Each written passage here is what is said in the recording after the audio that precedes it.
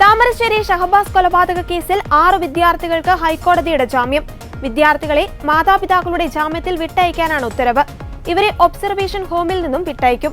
നടപടി വേദനാജനകമാണെന്ന് ഷഹബാസിന്റെ പിതാവ് ഇക്ബാൽ പറഞ്ഞു. ആരോപണ വിധേയരെ സർക്കാർ സംരക്ഷിക്കുന്നുവെന്നും ഷഹബാസിന്റെ പിതാവ് ഇക്ബാൽ ആരോപിച്ചു.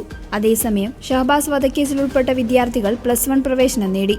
താമരശ്ശേരി GVHSSൽ 3 പേർക്കും 2 പേർക്ക് കോഴിക്കോട് നഗരത്തിലെ 2 സ്കൂളുകളിലുമാണ് പ്രവേശനം ലഭിച്ചത്. സംഭവത്തിൽ പ്രതിഷേധവുമായി എത്തിയ KSU-SFI പ്രവർത്തകരെ പോലീസ് അറസ്റ്റ് ചെയ്ത് നീക്കി. വിദ്യാർത്ഥികൾക്ക് +1 അഡ്മിഷൻ നേടാൻ ഹൈക്കോടതി കഴിഞ്ഞ ദിവസമാണ് അനുമതി നൽകിയത്.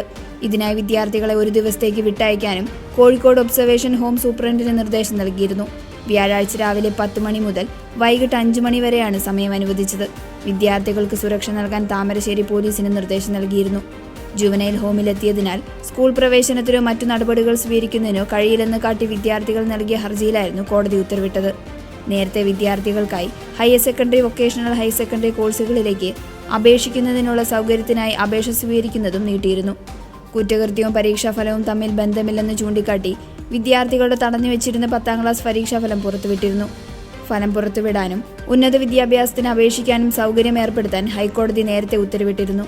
ട്യൂഷൻ സെന്ററിലുണ്ടായ പ്രശ്നത്തിന് പിന്നാലെ ഉണ്ടായ സംഘർഷത്തിലാണ് 15-കാരനായ ഷഹബാസിന് ജീവൻ നഷ്ടമായത്. സംഘർഷത്തിൽ ഷഹബാസിന് തലയ്ക്ക് ഗുരുതരമായി പരിക്കേൽക്കുകയായിരുന്നു. കോഴിക്കോട് മെഡിക്കൽ കോളേജ് ആശുപത്രിയിൽ ചികിത്സയായിരിക്കെയായിരുന്നു ഷഹബാസിന്റെ മരണം.